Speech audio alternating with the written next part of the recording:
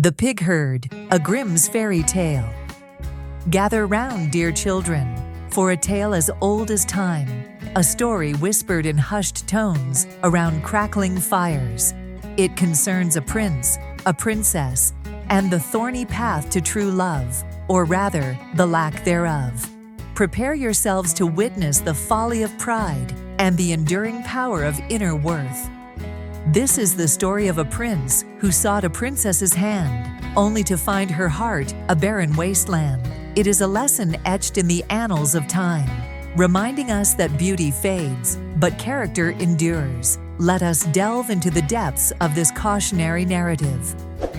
Once upon a time, in a kingdom far, far away, lived a prince of noble bearing and considerable wealth. He set his sights upon the daughter of the emperor, a princess renowned throughout the land for her exquisite beauty. Alas, beauty, as you shall see, can be a deceptive mask.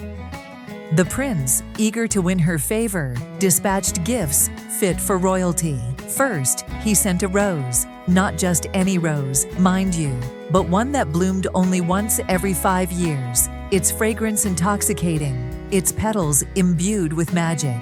Then came a nightingale, its song sweeter than any melody ever heard. But the princess, alas, possessed a heart as cold and hard as the castle stones. She dismissed the rose as a mere natural occurrence, its rarity lost on her. The nightingale's song, she deemed it tiresome, preferring the tinkling of her jeweled music box.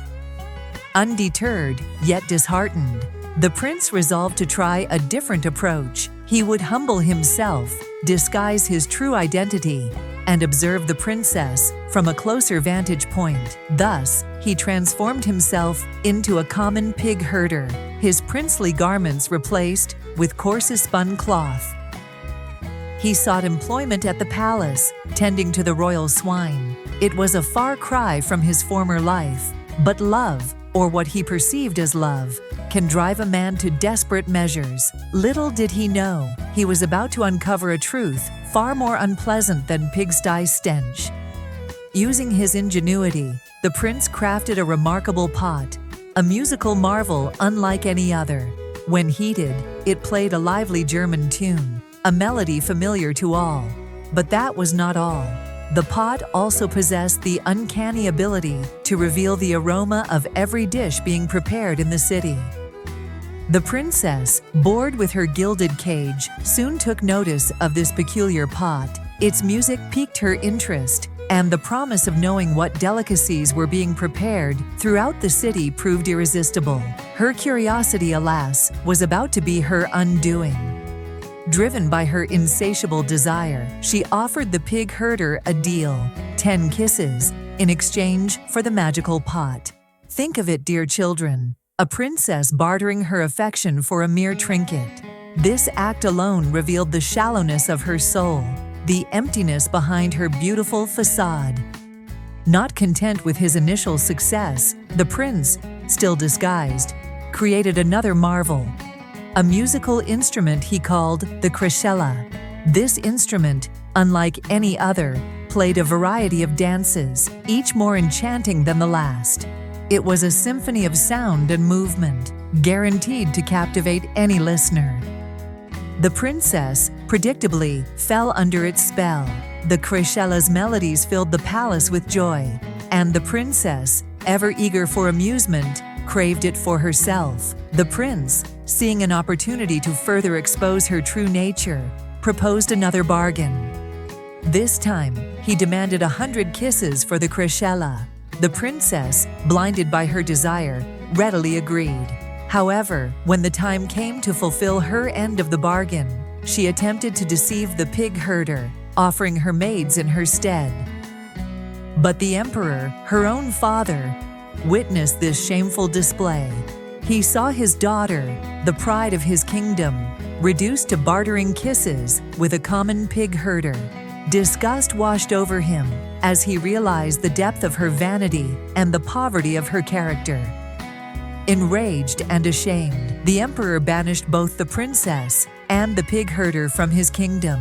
They were cast out, left to wander the wilderness, a fitting punishment for their transgressions. It was in this moment of despair that the prince finally revealed his true identity. He shed his disguise, his coarse-spun clothes, replaced by the regal attire he had long abandoned. The princess, stunned by this revelation, could only stare in disbelief as the humble pig herder transformed into a prince of the realm.